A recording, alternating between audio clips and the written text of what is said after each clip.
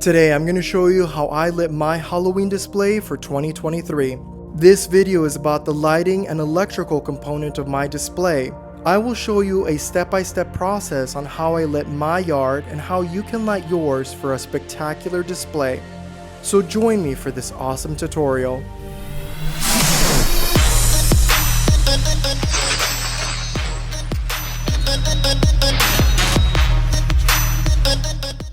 Today's video is solely about the electrical and lighting aspect of my display. To see the complete walkthrough of this display and see how I set it up, there should be a drop-down link on the upper right hand of your screen. Go check out my Halloween display for 2023 that I've named Halloween Town USA. So without further ado, let's get started with this electrical and lighting component video. To light up the trees behind my home, I'm using this 1.5-inch PVC with connectors. And these are purple floodlights that are facing the very tall pine trees behind my home. They're only being held by these pipe straps and this nylon string that's attached to the ridge line of the roof. I'm not using any screws or any type of anchors. I'm also using pieces of wood. This is 1x4 that's drilled into the PVC and is resting on the roof to give stability. Look at the pine trees on the right. Look at these purple lights, how it lights it up so well. When you're dealing with webs, green is always my go-to color. And I have different floodlights and flood LED panels pointed at this area. In fact, I have 2 floodlights and about 3 LED panels that are lighting up this area. You definitely want to light it from the back. As you can see over here on the left, it's being lit by an LED light in the back and then one in the front. And on the top, we have them on the corners. I'm going to list everything I use and all of the LED lights, outlets, and connections in the drop-down list below. So this is what I use to give this look. For tall trees, I definitely recommend using purple lights. I have these LED floodlights that are screwed into a spike light socket. I have about 25 of these spike lights, and they're connected to a regular extension cord. Each bulb is about 20 watts. And it just lights up the trees really nicely. So I definitely recommend using purple on tall trees or on the sides of the house to give you that added dimension. An important part to any display is to add dimension and a color story. So I have 4 LED panels on the ground that are just alternating between different colors. They're set on random. And of course, we have some corn stalks and some skeletons. By bringing these randomized colors near the front of the house, it draws the eye towards the center and towards the house. So you don't have to do it in the center, you can do it on the sides, but it's definitely good to have some type of lights that change color so that it adds some depth and dimension. This jack-o'-lantern wreath has LED puck lights on the inside, which are brighter than LED candles. The only issue is that they don't have the same timer capacity that the LED candles do.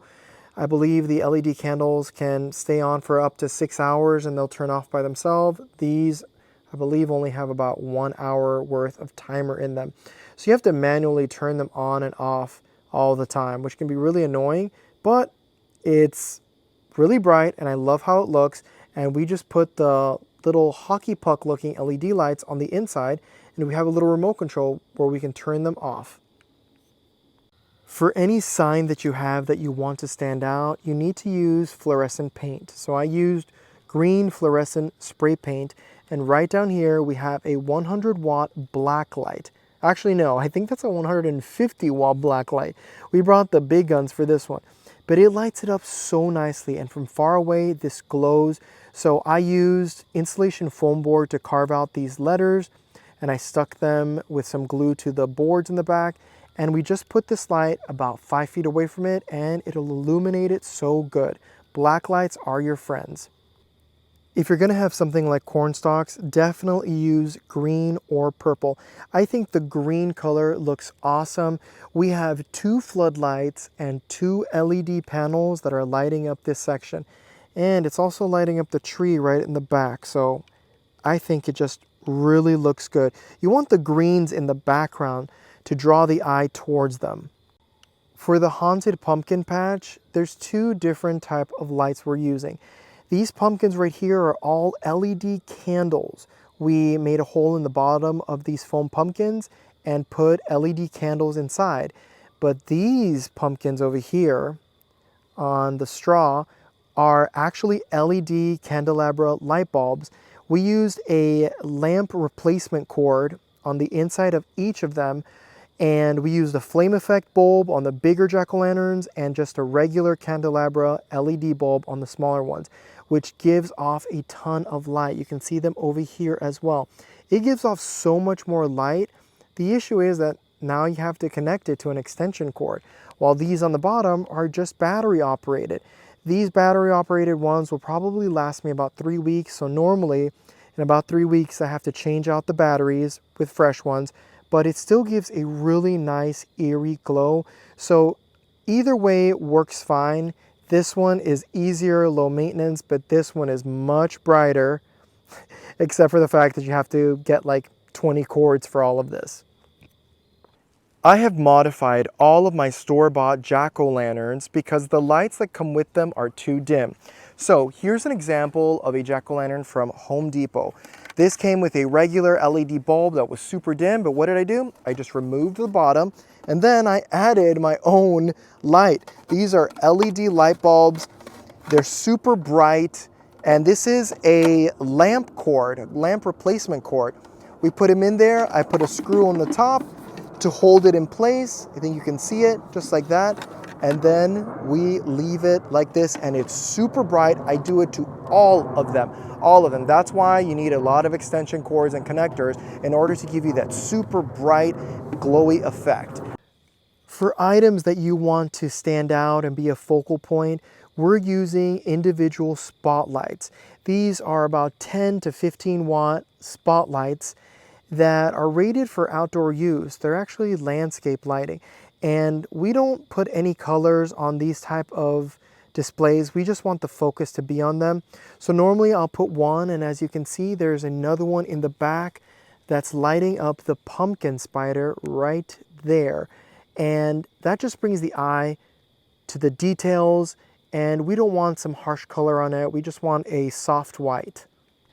We have more pieces that need a white or soft white light. We have our giant jack-o'-lantern and our saguaro jack-o'-lantern being illuminated by LED spotlights coming from the top left and the bottom right. For the inside of the saguaro cactus, we have an LED bulb that's carved into it. You should check out my tutorial on how to make this one. Because I have almost 60 skeletons, I wanted it to be really menacing, and what better color than red? It's as if they're going to war. So we have about 6 or 7 LED panels and one spotlight. I think you can see the spotlight over there in the back on the floor right there, yeah. So these panels provide a wide range of light. They're not focused on one area. So it gives you these different types of hues and shades. But definitely go with red. I think it just looks really good and it draws the eye towards this area. For our Christmas, our Nightmare Before Christmas, should I say, we have an LED flame bulb on the inside of our evil snowman, and we have one single LED spotlight, so to speak, on the bottom. And we picked a white color for the light just so we could see it a little bit better and enjoy the details. I think it's important to note that all of these jack-o'-lanterns on this center island have been retrofitted with LED bulbs using a lamp replacement wire, because the lights that come with these jack-o'-lanterns that you buy in the store, they're always dim, they're never bright enough, so I always change them out, throw them away, and just add my own lights on the inside.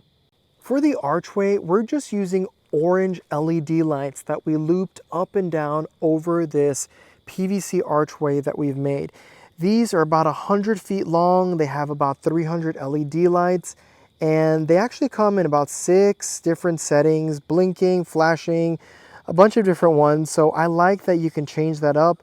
It's super easy to put on, and I just think it illuminates it really nicely. So if you want your home to stand out, pick 2 or 3 main colors and run with it. And this is what you're left with, a house that stands out, everyone stops by, and really lighting is super important. You may have an awesome display, but if you don't have the right lighting or any lighting, then it really just fades into the background. Everything in my display goes connected to one of these timers. These are dusk to dawn timers, and they have settings of 2 hours, 4, 6, and 8 hours. They turn on when the sun goes down and will turn off at the set amount of time that you put. Normally, I have the 6-hour timer, so when the sun goes down, it activates this timer box, all of the connections turn on, and then it'll turn off in 6 or 8 hours or 2 hours or however many hours you'd like it. This is a must-have. I have 8 of these, and as you can see, this is meant for the outdoors. So I just plug in my extension cords to this and just put it into the ground just like that. So how many extension cords can you plug into one another? Well, I have about 45 to 50 extension cords that I use for my Halloween and Christmas display, and I never have an issue with the circuit breaker tripping. In fact, these are what I attach to the end of my extension cords. They're called splitters. This is a 4-way splitter. I also have 3-way splitter. So we plug these into the end of the extension cords, and from here we can plug even more extension cords. My entire display is only with LED lights, and I don't use incandescent lights for anything. So my power consumption is low. If you're using LED lights, LED floodlights, LED props, you're good to go with plugging in multiple extension cords that go to one outlet. In fact, all of the extension cords that I have go to about 6 or 7 timer boxes that I showed you previously, and it's all connected and it goes straight to the house, and I never have an issue with tripping the circuit breaker. But these splitters are a lifesaver. I have about 20 to 25 of these. I'm going to link everything I use below. Get them so that you have more space to add more extension cords. But this only applies if you're using LED. So make sure everything you have is LED and you're good to go.